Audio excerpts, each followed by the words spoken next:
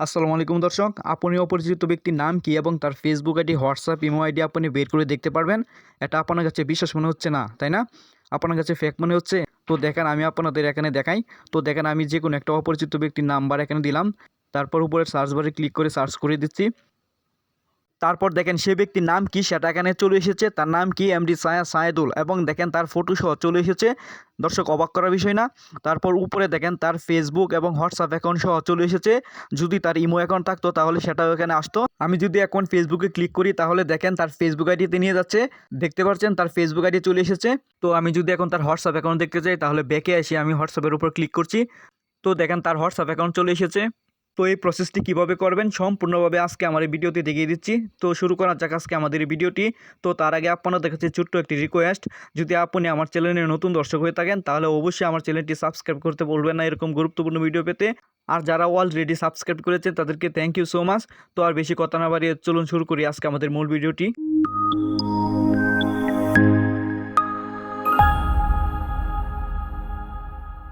তো শুরুতে আপনার ফোনে প্লে স্টোরে চলে যাবেন। প্লে স্টোর আসার পর উপরে সার্চ অপশনে চলে যাবেন। এখানে লিখবেন আইকন, এটা লিখে সার্চ দিবেন। তো লেখা হয়ে গেলে সার্চ অপশনে ক্লিক করবেন। তো আমি সার্চ অপশনে ক্লিক করছি। তো এই অ্যাপটি চলে এসেছে। এই অ্যাপটি লোগোটি ভালো করে চিনে রাখুন।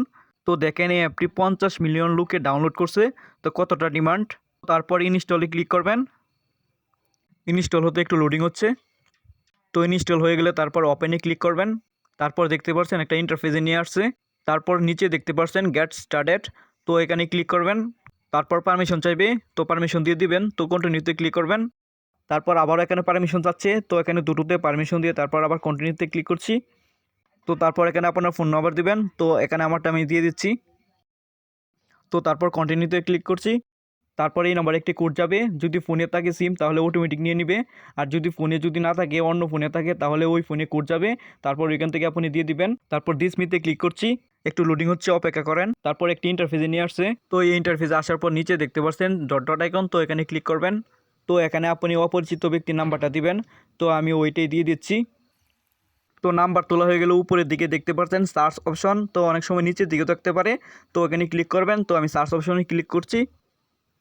তো একটু লোডিং হচ্ছে, একটু অপেক্ষা করেন। যেহেতু এটা ফ্রি অ্যাপ, তো অবশ্যই অ্যাড আসতে পারে, তো এগুলো কেটে দিবেন।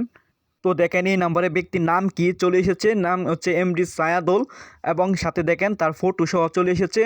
উপরের দিকে দেখুন এই ব্যক্তির ফেসবুক এবং হোয়াটসঅ্যাপ অ্যাকাউন্ট চলে এসেছে। যদি ইমো অ্যাকাউন্ট থাকতো তাহলে এটাও চলে আসতো।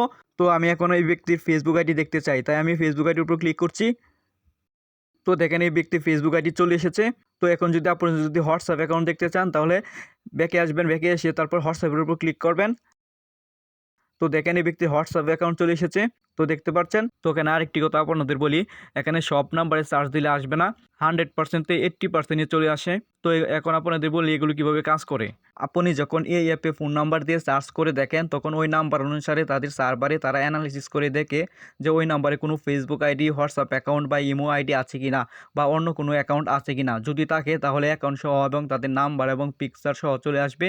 এটা মূলত এভাবেই কাজ করে। আশা করি এই অ্যাপের সাহায্যে আপনি কিছুটা হলেও উপকৃত হবেন। তো এই ছিল ভিডিও, আশা করি বুঝতে পারছেন। সবাই ভালো থাকবেন। আল্লাহ হাফেজ।